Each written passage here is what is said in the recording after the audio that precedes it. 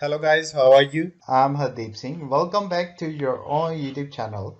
IELTS updates and recent exams. For more updates related to recent IELTS exam writing test topics, listening, reading, practice test, and speaking, you got guesswork. Please, guys, participate in everyday listening and reading practice test to achieve your desired band score in your actual IELTS exam. Please hit the like and subscribe button. Press the bell icon for the upcoming notifications. Don't forget like, subscribe and share my YouTube channel and my Facebook page, IELTS updates and recent exams. Now turn to part 1. You will hear a woman talking on the telephone to a man about a car he is selling. First, you have some time to look at questions 1 to 4.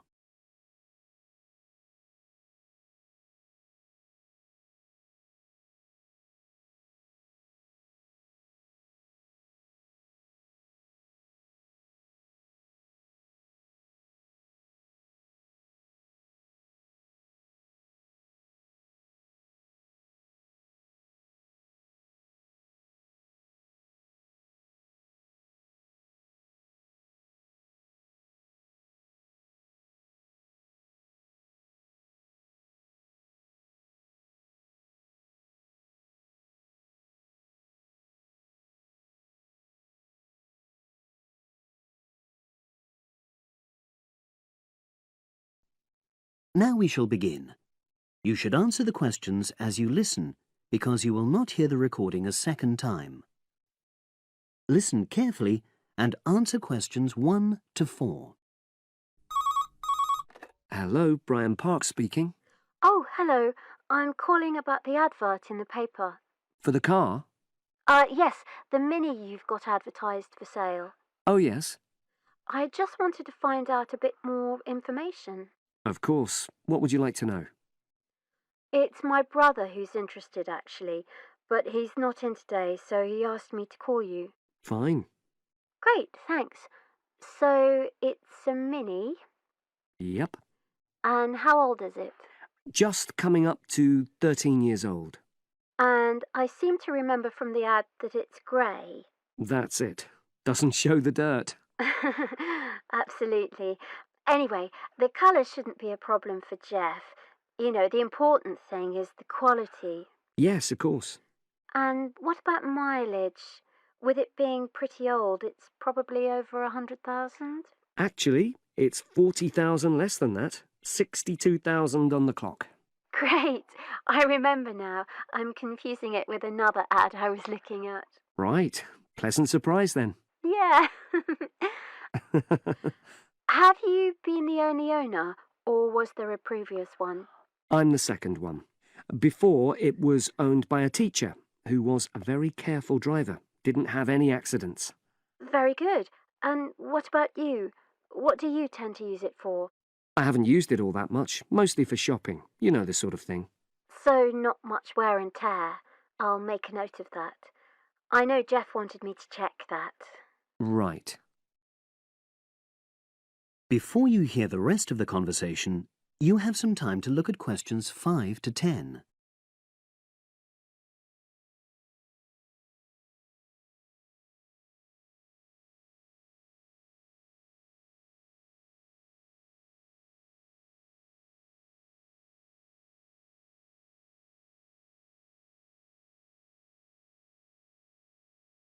Now listen and answer questions 5 to 10. Now, about the price, I see you've got it down as £1,250. I'm not sure Jeff will be able to come up with that amount. In the ad, I did say 1,250 or nearest offer. So would you be prepared to go down to 1,000? That's really too low, I'm afraid. 1,100? I might be able to go to that. Okay, I'll make a note of that. What about tax? Is it due soon? Got another 5 months before it's due. Oh, that's a real plus, yes. I'll make a note of that. Okay. Now, you say it's in good condition. For its age, I'd say yes, definitely. It's just been serviced and there were no major problems. Major. I'd be able to show you the service report. The only thing is, you'd have to get a new tyre in the near future. Though it's still okay, you know. It's certainly absolutely safe at the moment. Okay, fair enough. Yes, I understand. And the garage also mentioned that one headlight could probably do with replacing. They think there's a fault there, you know, intermittent. Well, we'd obviously look at all the documents, but that sounds very straightforward. Of course. I've got all the service documents up to date, and you can look at those. Well, it all sounds pretty good, and I know my brother will be interested, so would it be possible for him to see the car? He's back from his trip tomorrow and away tonight, so how about tomorrow? Tomorrow? Wednesday? I'm afraid that's not possible. I'm out pretty much all day. Well, Thursday then? That'd be fine, yeah. In the morning? Yes, that'd suit me perfectly. Great. Now, you'll need my address. Oh, yes, of course. What is it? It's number 238, 238? London Road. Oh, that's easy enough. Yes, very straightforward. So I'll pass on these notes to Jeff, and he'll see you in a couple. That is the end of part 1. You now have 1 minute to check your answers to part 1.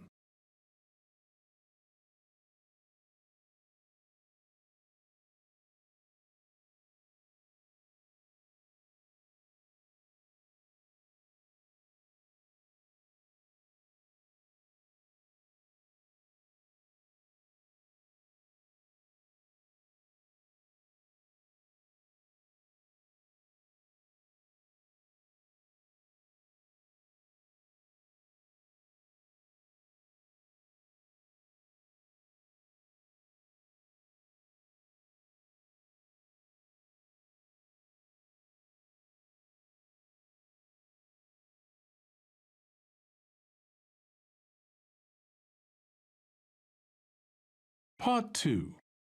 You will hear a radio interview about a lakeside resort. First, you have some time to look at questions 11 to 15.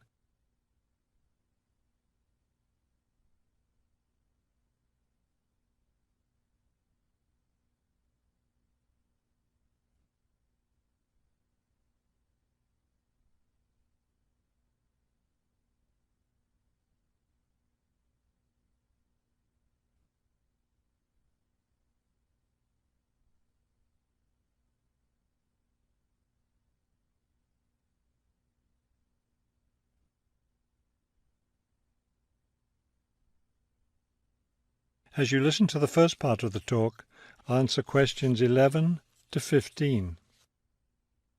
Good afternoon, and welcome to today's show. The warm months are with us, and many of you are getting ready to plan vacation trips. To help you with that, we have a special guest today, Robert Sampson, director of the Golden Lake Resort. Robert, I understand Golden Lake is a popular place for families to spend their vacations. Yes, families enjoy spending time at Golden Lake. Many come back year after year. We have a spectacular location and fun activities for both children and adults. Could you describe for us some of the activities available at Golden Lake? We have a lot of water activities, of course, since we're right on the lake. We have a pleasant sandy beach for swimming.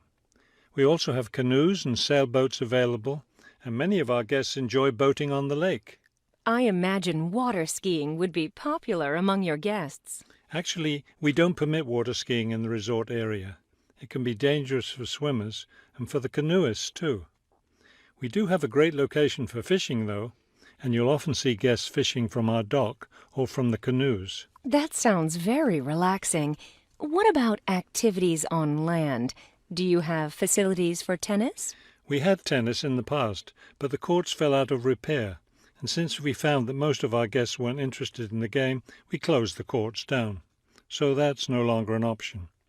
And naturally, because of our location in the woods, we don't have an adequate area for a golf course. But I'd like to let your listeners know that we'll be adding a new activity this year. We've made an arrangement with the local stable, so now we're going to have horseback riding available for our guests. We've created several riding trails around the lake. That sounds lovely. Now, what about rainy days? What can your guests do when the weather's bad? We have a games room and a crafts room. When the weather's rainy, some of our very talented staff members offer arts and crafts classes for all ages. What fun! Do you offer any other classes or activities?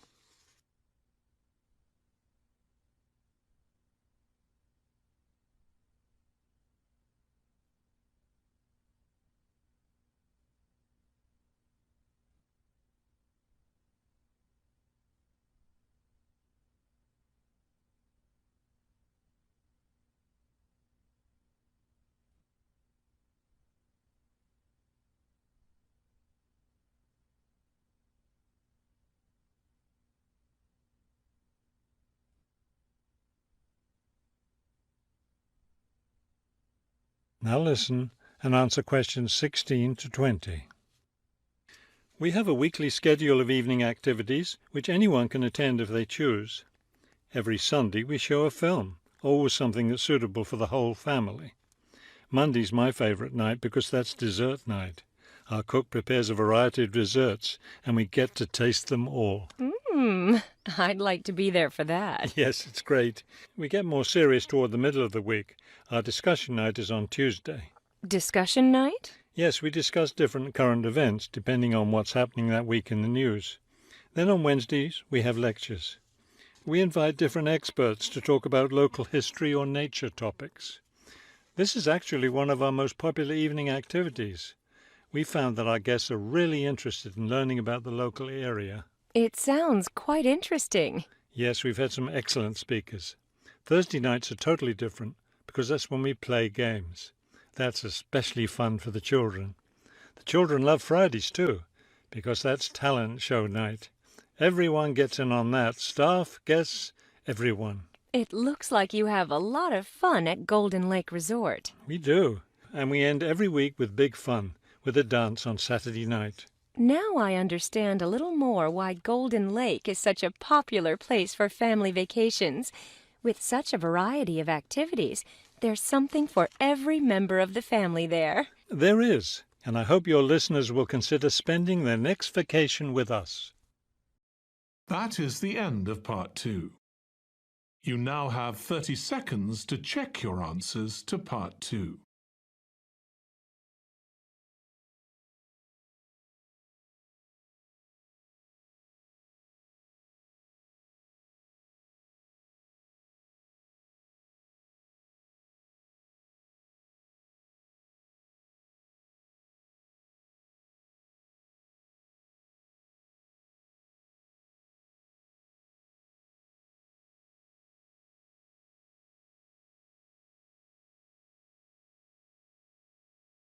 Part 3.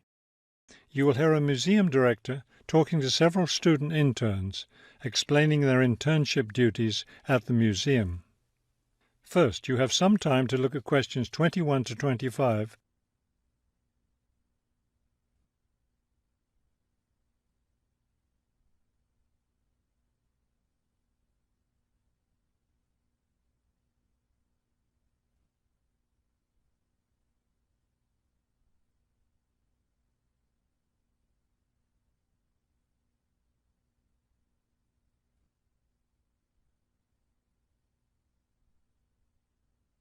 As you listen to the first part of the conversation, answer questions 21 to 25. Welcome to the City Museum of Art. I'm Dr. Shirley Johnson, the director of the museum's internship program. Today, I'll be giving you an orientation to the museum and our museum administrator's internship program. Will we get a chance to tour the museum today? Yes, we'll start right now with a tour of the building. We'll skip the basement. Most of that part of the building is devoted to art conservation, which won't be part of your internship. Let's begin here on the ground floor with the museum offices. I guess this is where we'll be spending most of our time, helping with the office work.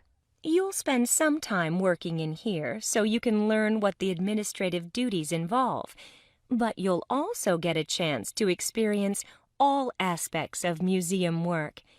This room in here is the museum tours office. I'm interested in that. I'd really like to help out with the tours. That's great, because you'll all have a chance to lead some tours and maybe even to develop a tour of your own, too. Let's go up to the second floor now. This is the boardroom in here, isn't it? Will we get to go to board meetings? Only members of the board of directors attend those. Now, back here behind the galleries are the classrooms. You're all welcome to attend any class you want at no charge. But we won't be teaching any, will we? No, the staff of the education department is responsible for that. Let's move up to the third floor now and the research department. Each of you will spend some time working in here. Great. I'd like to help with the research. We're working on some very interesting research projects right now. Also, as an extension of your research work, you'll probably contribute to some of the museum's brochures. I'm looking forward to that. I like writing about art. Another thing I've been hoping to be able to do is meet some artists. You're in luck then. We've planned a reception for the first day of your internship, and you'll have the chance to meet several local artists then.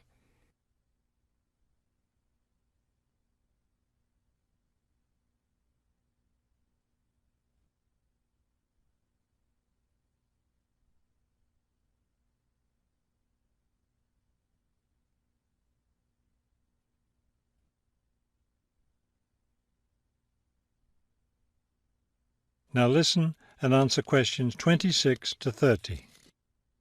Could you give us a little background of the museum? I mean, when it was built and some information about the collections and things like that? Of course. The main part of the museum was built in 1895 with a combination of public and private funds. The new wing was built 60 years later with a donation from the Rhinebeck family. That part of the museum was built for the modern art collection, wasn't it? Yes, it was. In the main part of the museum, we have a gallery devoted to works by local artists, our sculpture collection, and a small collection of classical European art. You mentioned classes earlier. What kinds of classes does the museum offer? In our adult education program, we offer a series of art history classes. And for children, we have a program of arts and crafts workshops. You can get a brochure from the office that will give you more information. I saw a lot of chairs set up in the main hall. What are those for? Those are there for tonight's musical performance. We offer a weekly concert series during the fall and winter, and of course, all of you are welcome to attend. Now, if there are no more questions, let's step into my office and I'll show you your schedules. That is the end of part 3. You now have 30 seconds to check your answers to part 3.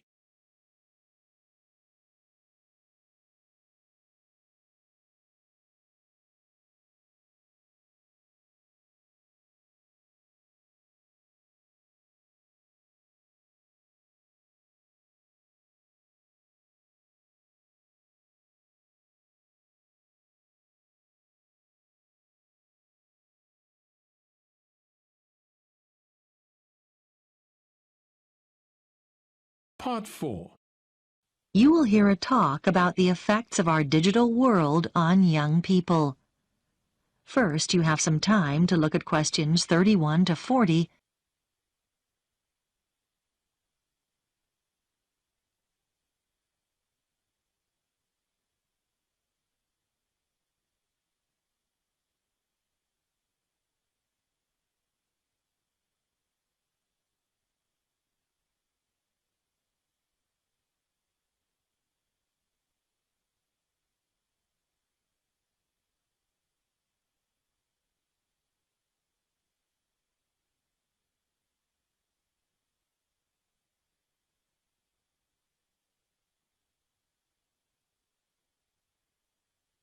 Now listen carefully and answer questions 31 to 40. In this lecture series, we're looking at changes occurring due to the rapid spread of digital technology in the last decades of the 20th century.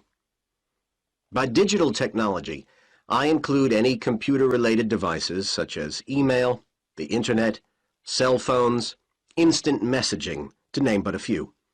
Today's lecture focuses on the ideas of Mark Prensky and what he believes are the major effects that high exposure to digital technology has had on young people today. Firstly, what exactly does Prensky believe? He argues that because today's young people have been born into a digital world and spend hours simply playing with technology, they've changed in fundamental ways. He believes they're evolving differently, and as a result, process information differently from previous generations. It's even possible that these young people's brains have physically changed, although whether this is literally true isn't yet known. Nor does Prensky go quite this far. Prensky divides people into digital natives and digital immigrants. Today's young people are the digital natives, and they belong in this new digital age because they were born into it and grew up as native speakers of the digital language of computer technology, whereas digital immigrants are those born in the generations before the digital age.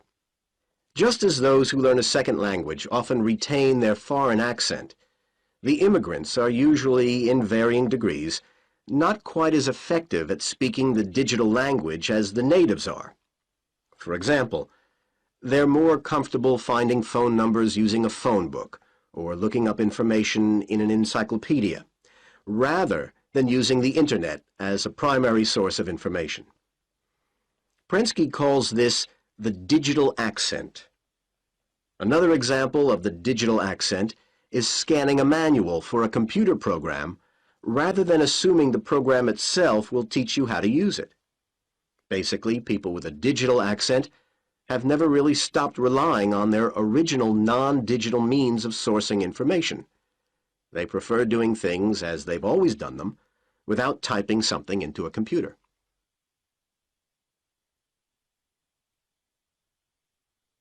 Prensky predicts that due to all this, changes are in store, mainly in the area of education. But what do other educators and theorists such as Thomas Allen, Samuel James, and Peter Vander believe?